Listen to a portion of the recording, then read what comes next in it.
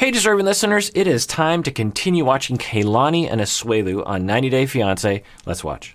Asuelu, I miss you, my baby. Oh my goodness.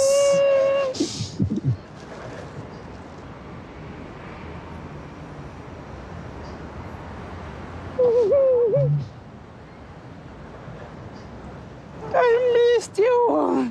Okay, so they edited that, I think, to make it a little longer than it was, but it was long regardless of a mother kissing her son after not seeing him for a long time. The mother presents in an interesting way.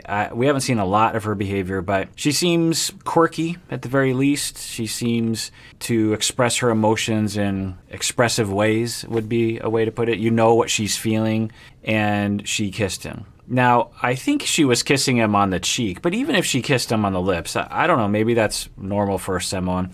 I kiss my mother on the lips, and sometimes people are like, you kiss your mom on the lips? That's weird. Yeah, I mean, I don't know. That's how we do it in my family.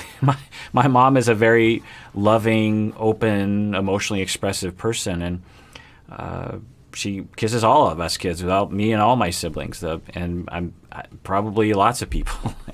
Anyway.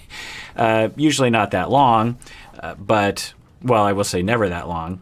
But anyway, they come from different culture. Even families have different cultures, right?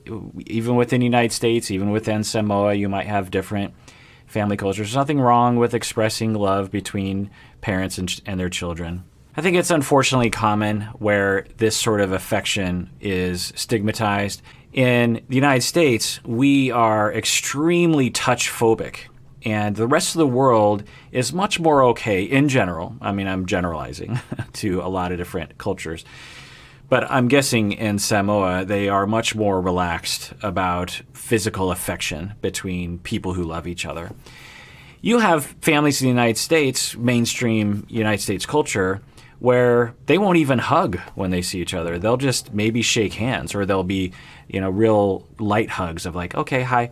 And that's fine if that's what you want to do, but I think our natural state as humans, as animals, is to do a lot of this. A lot of hugging, a lot of hand holding, a lot of hands on backs, a lot of soothing, parents, rubbing your head, rubbing your shoulder, whatever. There's a lot of touching with your kids. There's a lot of affection.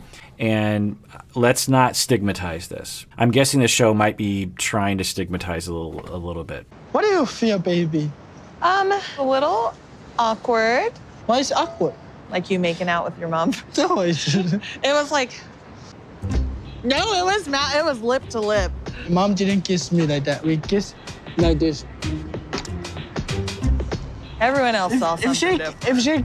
Yeah, that's what I thought too. I thought it was close, but it was on the cheek. And even if it was on the lips, who cares? What's the big deal? Do we really think that kissing on the lips for, say, 7 seconds between mom and son after not seeing each other for a long time is somehow disgusting? Like, get your head out of the gutter, people. You know what I mean? It's just let's extend it to a more regular behavior of, let's say that she went up to him and held his hand for like 15 seconds, like this, like held his hand, just like, oh, I'm so, they're walking down the street and she's holding his hand. And in our anti-touch American culture, we would instantly sexualize that. That's our problem in a mainstream American society is that we look at pretty much any touch as a sexual thing. And it can be a sexual thing, but usually it's not, right? Like him and his mom kissing each other close to each other's lips. Get your mind out of the gutter is what I always say. It's like, do you think everything relates to sexuality? Why can't it just be affection? So now, Kalani is sure that they are kids. Let's actually rewind it and see if we can see if it was on the lips or not, even though it doesn't matter, but for the sake of, because Asuelu is saying, no, it was on the cheek, but let's go back and watch that. Asuelu, I miss you, my baby. Oh my goodness. Yeah, so at first it kind of looks like they're straight on, even though that doesn't matter. But from this angle, it's clear that she's facing right up at him, and he's facing more this way for sure. So it's on the cheeky, but it doesn't matter anyway. So let's go back to the talk where they're being interviewed. No, it was lip to lip. Mom didn't kiss me like that. We kissed like this. Everyone else saw something different.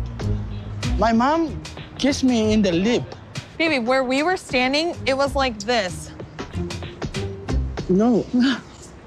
So I don't understand why Kalani would double down on this. Why can't she just let it go? Or why can't she say, well, maybe I got a weird angle or something like that. Who knows? Maybe we got a weird angle and Kalani is being correct. But why would you want to dig into this right now? I'm guessing it's going to bother Asuelu. Asuelu's in kind of a vulnerable spot. He is finally able to see his family. He's been desperate to see them. He's been desperate to have them in his corner. And why would you want to hack on someone and make fun of them in front of the camera, nonetheless? So it's, I don't know why she would do that. Yes. No, we kissed like this. Okay, well, I'm telling you from where we were standing. Hey, so you me up. I don't want to do this. He is such a crybaby. Yeah. If you're going to imagine that, you bring your spouse along and your mom comes up to you and misses you and you miss your mom and you have an affectionate moment. And then your spouse just proceeds to say, it was awkward, it's weird, implying there's something wrong with your relationship, you're disgusting, your mom is I mean, she didn't say that, but that's the implication, or that's the message maybe that Asuelu was getting, was that there's something wrong with the way his mom shows her affection. Why would you do that? Why would you want to stab someone like that? Like, what's Kalani's agenda here? That she just wants to humiliate him? That she doesn't like it? She doesn't like someone kissing her husband? I don't understand what the agenda would be there. And then, as he's hurt, which he's exhibiting the childish way of explaining that, of expressing that, instead of saying, honey, I don't like what you're saying right now. I get that you think you saw us kissing on the lips. We weren't. I guess you saw a weird angle. And frankly, it kind of hurts my feelings that you are, making fun of my mom now? It hurts. I love my mom, and we're very expressive with each other, and that's just how we are. And it hurts my feelings that that you're awkward and you don't, like, what's wrong with me and my mom having affection for each other? So that'd be a mature way of expressing it. Instead, he swears and storms off the way that a teenager would. And then she, in a reciprocating move, says, he is so sensitive.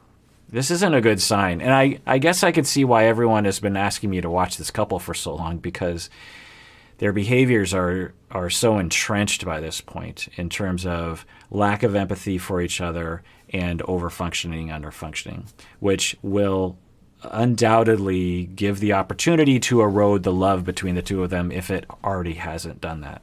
Be mad at me, please, baby, for 5 seconds. I don't even know what you're mad about. I think that we just met with my family and you're just upset and annoying with my family. I was just saying it was like a weird and awkward beginning. It's not anything personal. It was just freaking weird. Like you making out with your mom. What? She's like, I don't understand what the big deal is. It was just extremely freaking weird that you were making out with your mom. So what's the deal with that? I don't understand. Like, I would imagine that, so if I was to take a guess, I would say that Kalani, if she and Asuelu had a stronger relationship, that she would let this go. I'm guessing that there's a lot of frustration building up between the two of them, a lot of contempt, a lot of resentment, and Kalani is just looking for a reason to make fun of him because she is passive-aggressively expressing anger of a lot of issues that she probably justifiably wants to express to him. So she's focusing on this one thing, because I don't see why you would want to focus on that. Even if she was kissing on the lips, it looked like they edited it to make it a little longer. It looked like it was about 7 seconds-ish or something, which is culturally a little long, but maybe not for Samoans, and it looked like it was on the cheek. And who cares? The whole point is, do we have to sexualize everything? No. So for Kalani to focus on this, why? There's so many other things that she could legitimately focus on regarding his behavior. Why this thing? But I'm guessing Kalani is upset. She feels alone. She feels generally frustrated. She feels like I don't know, but maybe Kalani is like, I don't even want to be married to this guy. Who knows? Let's continue watching. Oh, wow. That's really big. I never see a food truck like this before. So like, Thank you so much. nice color, beautiful. There you go. Baby, what'd you get? I don't know. This man give me got some everything in the car. best of the best. Oh, this is a lot of food. That's what I do. Bring only the best. So I think it's pretty obvious that Asuelu is wanting to show that he loves his mom and his family by getting the best of the food. And he's buying a lot of food. So I don't know if Samoa is similar to Japan. They're pretty different cultures, but my Japanese family members are very much this way, that it's always way too much food. Like, obviously too much food. It's always just like so much food. And as one of the members of the family that was taught to eat everything that's in front of him, everyone knows they can just put it in front of me and I will vacuum it up. And it's a lot of pressure on me. I mean, I like it. I like to eat, but I'm guessing that for Asuelu, my mouth is watering thinking about it, but Asuelu is, I'm guessing, trying to express his love. My dad, my Japanese father, he's actually third generation. For example, he doesn't speak Japanese, so he's pretty Americanized, but he still has some of that culture in him. And one of the things that he does, even in his older age, is he always has snacks. He always has food. You know, we'll just be sitting there at the park or something, and he'll just give me a bag of Cheetos, and I'll just be like, "Where'd this come from?" You're like, "Well, you know, do you want some Cheetos?" I'll be like, "Heck yeah, I'll have some Cheetos right now." And so it's just this, you know, provide, always make sure that the people that you are in charge of are well fed. It's a way of expressing your love. And other cultures, they don't really express love in that way. You know, love language, if you will. The food love language might be strong in Asuelu's family. The food delicious. And my family go enjoy the night.